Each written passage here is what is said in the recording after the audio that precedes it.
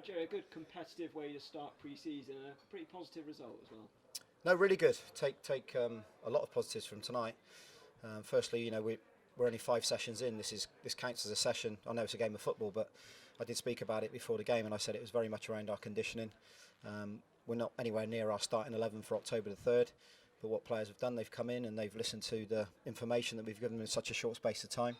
Gone out there in 2 shapes. Started with a back 3-3-5-2, and then went to a 4-3-3 on purpose to do that because it's going to happen during the season. And if you're going with results, it's a nice result. I thought we'd started the game quite bright actually, but they scored a fantastic goal, and credit to Salisbury. I think this is their 7th pre-season game, so they're well down the road and ready for their start and their campaign. So thanks to Steve and Callum for inviting us down, because what it turned out to be was what we wanted. We wanted it really competitive, high intensity. We didn't really have enough numbers to make wholesale changes, so a lot of players have had to go through 90 minutes for the first time for a long time, and we'll look forward to training now on Thursday. We thought, we said on commentary, they seemed to gel together really well. Surprising considering you have 5 trialists in the squad as well, but they all seem to sort of buy into what you wanted. Yeah, absolutely. We try and, these are trialists at the moment. We haven't signed them by no means, but we try and identify players that can fit the mould, fit the Bath City way, if you like, and are intelligent footballers. And as you can see, we've got a lot of really good footballers out there tonight, including some of the trialists, and it's important that we move the ball with a purpose, with a speed. But tonight wasn't too much around the final third. We spoke about tonight being a possession-based game, and then when we lose the ball, keeping a good shape and a good discipline. I think that showed tonight already in such a short space of time. We pride ourselves on keeping clean sheets and being really good with our defensive records. The best defensive record a year ago. Last season, albeit for that big result against us, we've been the same again. So it's important we get our foundation right. And then we start to build our patterns going into it. We've got plenty of time, but tonight, as I said, really positive. Made sort of any decisions from what you've seen in training or tonight from some of the trialists you saw out there? No, not yet. As I said, it's only been a very short space of time. We haven't really done too many football sessions in games, so we've not had a chance to do 11v11. We've only done possession-based drills over bigger areas, longer duration. Lots of conditioning work with our sports scientist Kit, who's out there now working with Jack Batten.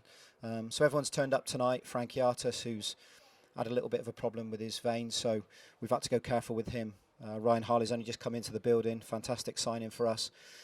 That was a 15 minutes bonus because he wasn't expecting it, but we gave it to him just to top him up a little bit. He's only done 1/2 a session with us, and he's not been training at all through pre-season. So, no, there's a lot of bodies there that are at different levels. It's important we identify the individuals as being different, and everyone tonight's come here and had a working night. Freddie Grant, Jason Pope and Callum Evans slotted in really well at the back as well. Really pleased with those 3, I've got to say. Me and Jim were talking about it already, looking at that base. Got Jack Batten and Joe Rains to come in there as well, so I thought Callum was excellent. In fact, at right back, started at right centre back, excellent. Popey, we all know about Popey. Popey's a good footballer, but he's got good strength as well, wants to defend. Dan Ball as well, he's been around, he's a general now, he's one of the oldest citizens in there, and he looks after them. And then Freddie, we know all about Freddie for what we know about Freddie. Listen, he's a great footballer, loves to get forward, fantastic cross first half especially, but his aggression and his front foot determination and his willingness to defend and be aggressive, I've really enjoyed that over the last couple of seasons watching him. And as you know, I went for him a year ago, didn't quite come off, he went to Maidenhead, but it's important you keep those relationships going, and we managed to get him over the line, and I think he's been such a strong acquisition for us. I think he's an important character, but also a very, very good player. Were you expecting from Saturday's game similar competitive nature?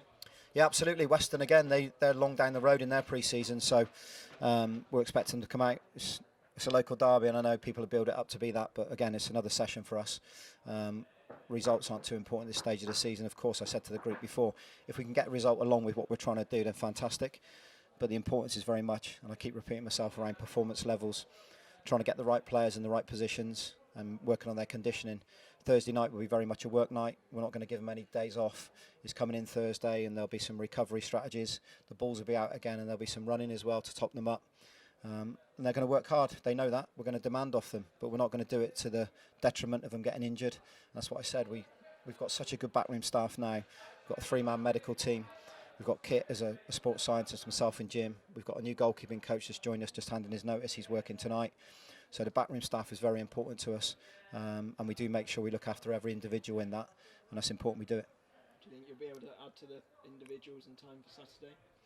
I don't know. I mean, I spoke about it when I mentioned about my contract the other day, that I have got one loan agreed with an EFL club, but they're keeping him in house because they've got the EFL Cup, so that'll probably come after Western Supermare, and another one potentially as well. And then there's two that I'm talking to on permanent basis. So they're by no means over the line, those ones. It's an ongoing process. It's important that I keep the dialogue going with them. It doesn't happen just overnight. As I said, I lost a couple very shortly, which we thought we'd add over the line, but they've gone on to, one's gone up to Scotland, another one's gone to a higher division, so that happens. But these things you have to keep working at. It's not easy. Recruitment's not easy, believe me. It's tough, and it's about building a relationship with the player first and foremost, and selling yourself and selling your football club. And that's what we do. I sit down with them, have coffees, I try and show them clips of what we're about. I encourage them to go onto our social media stuff, look at the Bath City way, and I think there's some really good stuff going on that people see and identify. And we've worked hard for that over the 2.5, 3 years, and that's why I was really pleased to get my contract sorted, because I said this is a job and work in progress. We finished in the playoffs 2 seasons in a row, and that's great achievement, but it's not success. So it's trying to take us to the next level and getting the right people to fit the right positions in our football club.